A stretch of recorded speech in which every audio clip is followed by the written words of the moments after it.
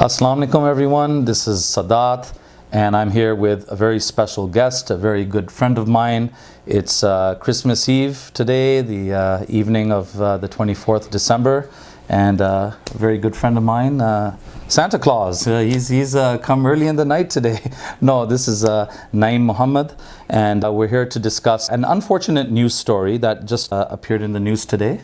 And the owners of Chin Chin Street Food Restaurant, which is a halal food restaurant in Toronto, they got a very unpleasant Christmas gift today, which was a rock was thrown through the window of their restaurant. And I guess what's worrying about this is the fact that there have been other Muslim restaurants, other Muslim businesses that in recent times, I would say in recent months, have been targeted as well too. If not physically targeted, they are sometimes being slandered, and sometimes they are being verbally threatened. Right. So for example, Paramount Foods is one example where Kevin Johnston, who I did a video about recently, and Ron Banerjee, they were outside protesting against Paramount Foods because Prime Minister Justin Trudeau and some of his ministers, I think, had a lunch meeting there. And so for good reason, they weren't allowing other people into that particular restaurant location. I think that's what happened. And so Kevin Johnston and Ron Banerjee were outside of Paramount Foods saying, look, you see, the liberals and these Islamists are working together. And unless you're a Muslim terrorist, you can't go into the restaurant. Unless you're a Muslim wife beater, they're not going to let you in. And Muhammad Faqih did something which I guess no one really expected a Muslim businessman to do, which is he struck back. He struck back. That's something that we don't often do, isn't it?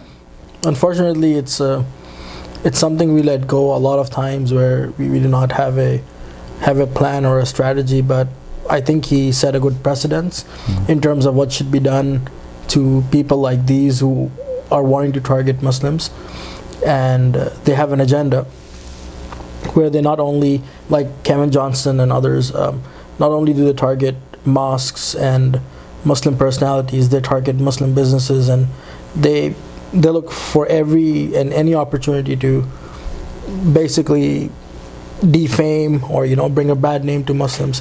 And then this trend is only growing. So we see that the hate crimes have gone up. Some mosques in Canada have been vandalized, and then there was a mosque that was arsoned in Peterborough. So hate crimes, even according to Statistics Canada, have been growing up. Similarly for the Muslim and the Jewish community, and their schools have been vandalized as well. And the synagogues had, I think, swastikas painted on them, and similar things have happened with the Muslims. So there's a growing trend of hate that's growing, unfortunately, and we can't just now sit on the sidelines and let this go. We have to have proper responses for people who are promoting and instigating these things, because now this is targeting a specific group and fomenting hate against them, and seeing that we have some hidden agendas that, and we are the fifth column of this country where we're trying to, somehow bring Sharia law or trying to destroy this country from within, or fund ISIS or whatever other fantasies they have in their head. So we most definitely have to step up to the game, and I think Muhammad Faqih's step towards doing what he did, and he successfully sued them, is a good way of fighting back. And it's just one of the ways that we should be bringing the fight to the people who are causing these problems for us.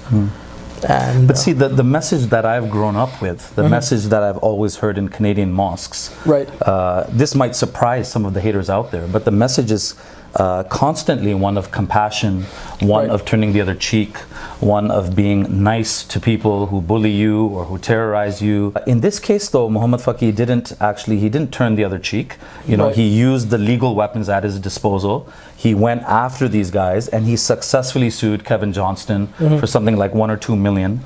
Now the rumors are Kevin Johnston has fled the country.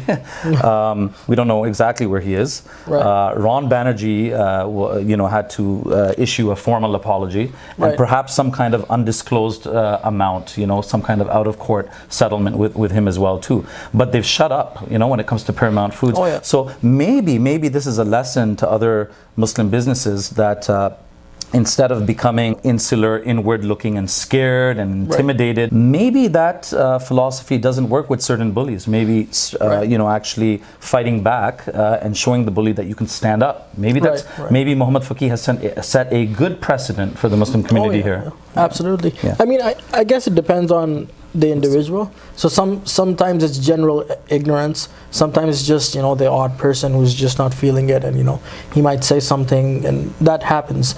But there are people who are specifically like their agenda is to hurt Muslims, and you will see them doing that in whatever opportunity that presents itself. So for these people, we have to make it clear that if you're trying to hurt us, then be prepared for a response.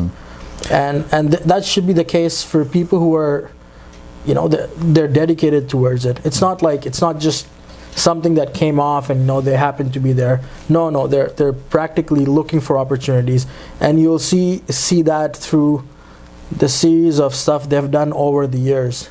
And this is not something that just happened.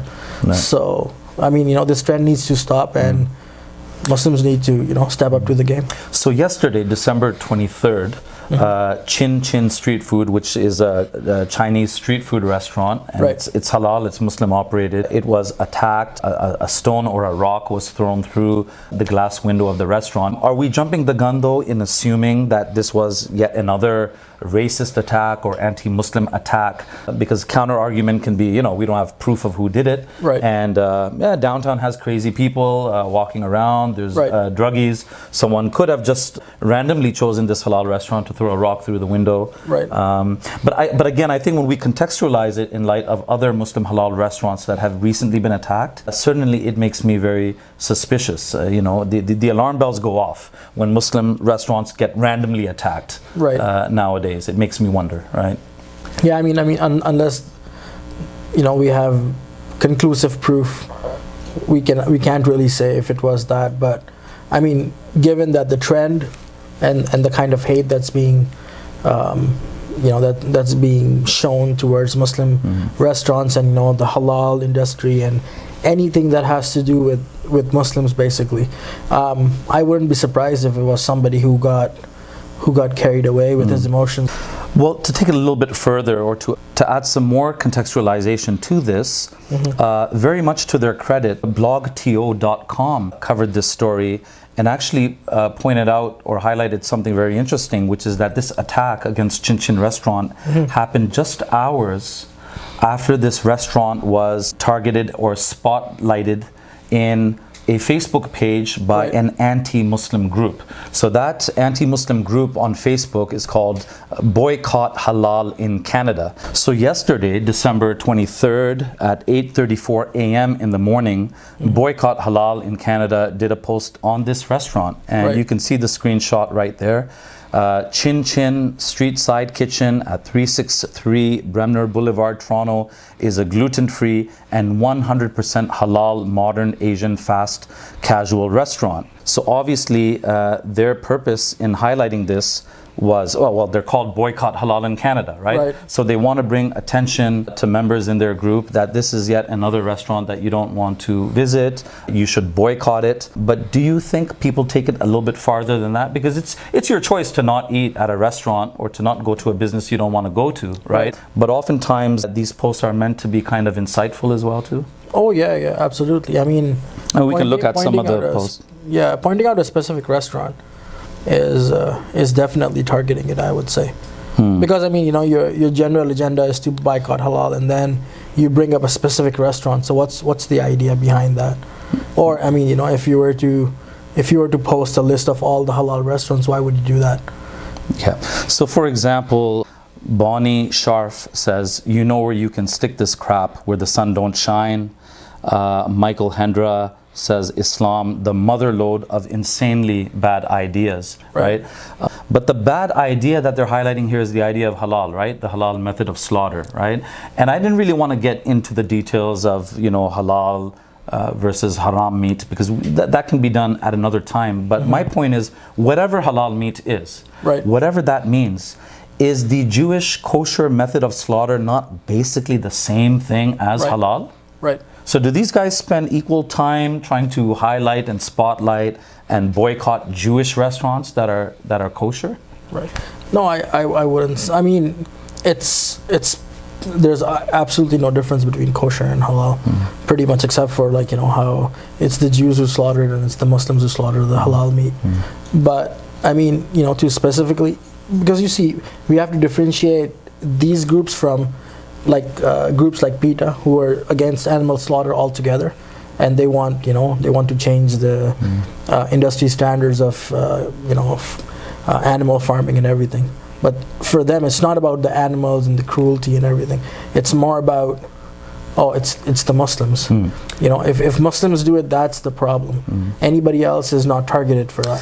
Well, exactly. So I mean, if one of these people were to say to you, no, we're not racist, it's the ideas that we're objecting to. It's the idea of an animal being ritually slaughtered, of a chicken having its throat slit or cut, then our response would be that, no, you are racist, because if you belong to the Jewish race and do the same thing, you won't get criticized, you know? Right. They will never boycott Jewish kosher restaurants, right? Because that's one race you don't want to target. That would be very, even more politically incorrect to target them, as opposed to targeting the Muslim religious community, right?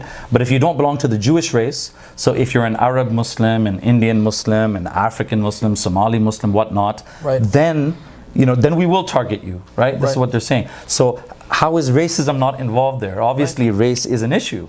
Oh, yeah. Because Jewish is a race, right? It's a religion and a race, right? Here's another comment here from Bernie Fried. I'm sure it's not his real name. This is another thing that, you know, should we be scared of people who themselves are cowards? I mean, most of these people, you'll never know who they are. They use fake names, fake handles on Facebook.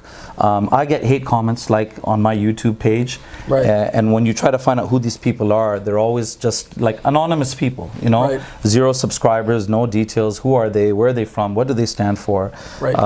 So these people, I think, at heart are very cowardly, you know what I mean? But Bernie Fried said, do they meet sanitary requirements and have a green pass card? Don't believe so. So isn't this going now into the realm of slander as well, too, to insinuate that because they're a halal restaurant, they don't meet the sanitary requirements? I mean, I'm sure you have to meet certain requirements just to get the business license, right? Or the food handling license or whatnot.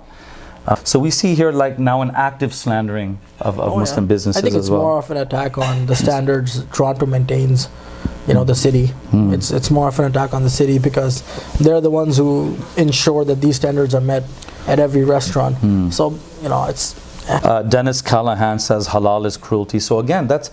See, I don't mind consistency. If he were to say that kosher is also cruelty, right? If he was a vegan or a vegetarian, right?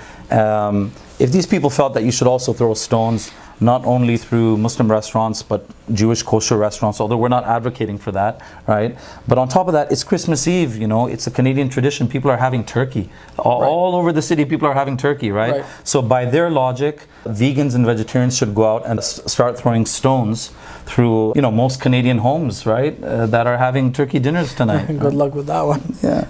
So I think the matter is pretty clear where they stand, and, you know, to give them a benefit of the doubt as to they might be, you know, I think it's very clear, especially in terms of the comments, and then the other comments that are down further in the page, that there's it's about Muslims. And obviously people like this, they don't hesitate to use the bad language that they do. And as Muslims, we don't want to repeat that. But here you have Derek Orr saying more evil from the minions of Islam. So again, I can imagine getting worked up, right? If I was already on this Facebook page, if I already had anti-Islam sentiments and I'm reading this, something like this, the fact that hours later Chinchinrestaurant was attacked, it's not a big stretch of the imagination to see how somebody could have been provoked by this and incited by this to go and do it. And the thing is, out of hundreds of restaurants that are in the GTA area, only this one was attacked. And hours after it's posted on this website, and I mean on this page, and I'm sure many who like this page are not the ones who, like, many of them haven't liked this page, but they do follow it up. So we can't even know, like, going through the list of all these people who have liked it. But there might be people who are just looking at it. And, So Jill Michelle Kotasek, again, I'm going to skip over the bad language, causing unnecessary pain, suffering, and terror to animals. Never mind that a portion of sales goes to terrorist group. That's her bad English, not mine. So here, Jill Kotasek is saying that a portion of the sales from this restaurant goes to a terrorist group. Is this based on something?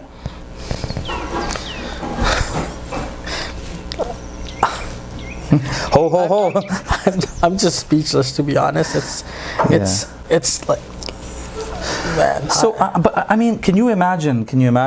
Like, because these people, they're so brave, they're so courageous, so politically incorrect when it comes to Muslims, right?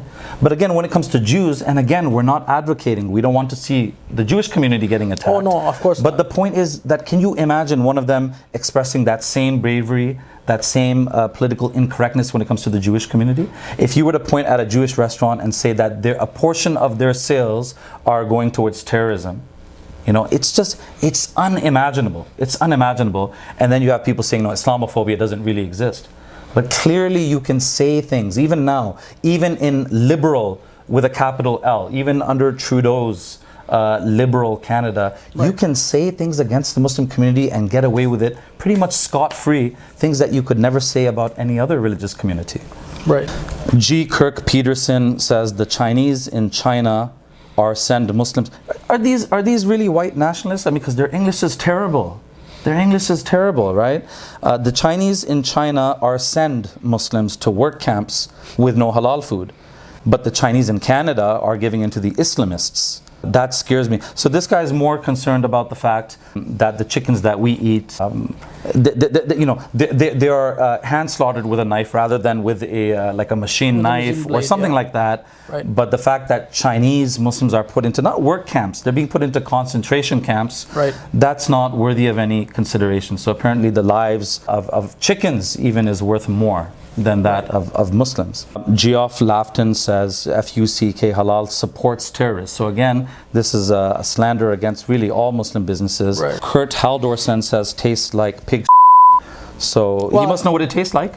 He must know what it tastes like. To compare, you have to know. To compare, you have to know. And no, but don't put it past anybody, because they do eat pig blood, right? Like there is a dish somewhere in Eastern Europe, right?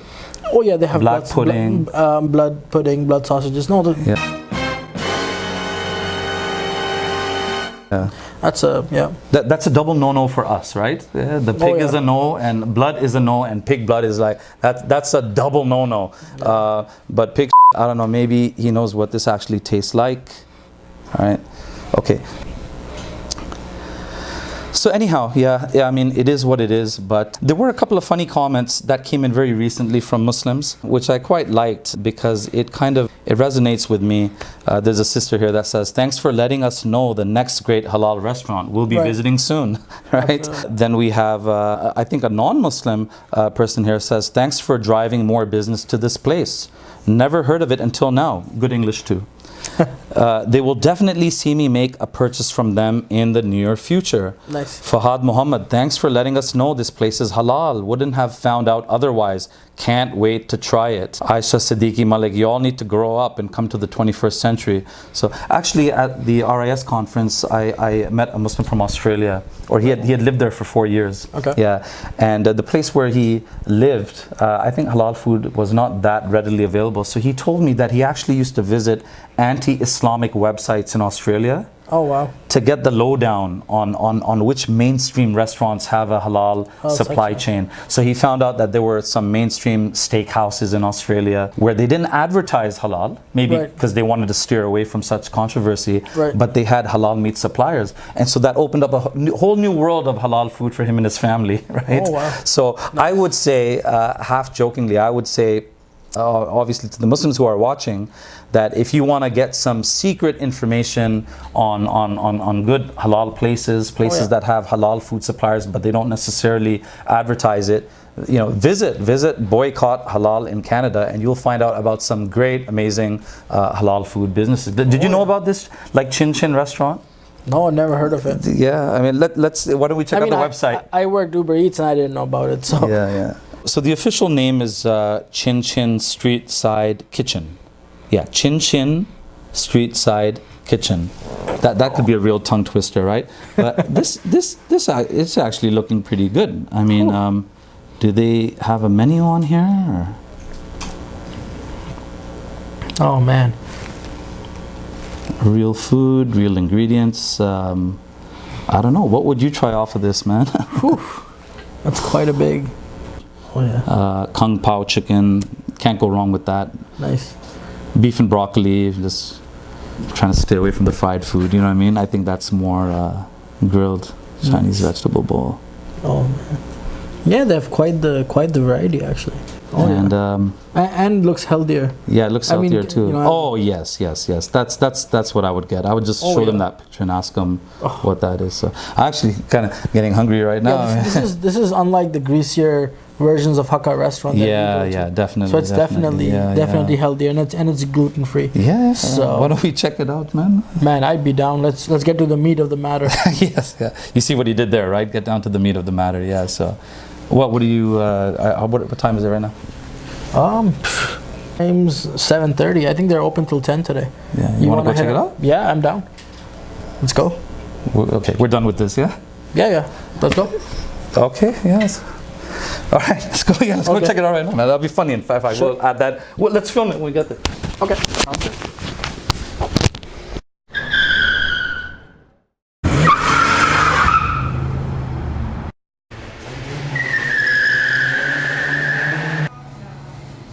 We are here, bro. Chin Chin. Yes, that's what I'm talking about. That's what I'm talking about, man. Yeah, you ready for this, Naeem? I am. All right. Okay, man. Let's go for it. This place is really good, guys. Check it out. Chin Chin Street Food, Chin Chin Restaurant in Toronto. If you're in Toronto, you have to check it out. It is. Let me show you. This is fantastic.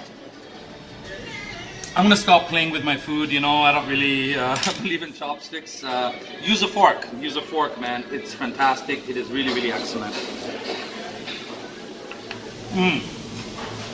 It's great, man. Naeem, how's it? Oh man, I don't know how to use a fork, bro. It's just too small for me. I'm gonna go with my hand. Yes, yeah, that's it, man. That's it. Just put it up, man. Put it up the front. Let's do this. So I mean, it's one thing to feel good as you're eating the food, and it's another thing to still feel good after you eat the food. So I want to emphasize that, especially if you go with the non-fried option, like we did. I got the beef and the broccoli. It's excellent. So actually you can have a healthy meal at Chin Chin and not worry about gaining weight or being unhealthy or developing a double chin at Chin Chin. Did you get that? You won't get a double chin at Chin Chin.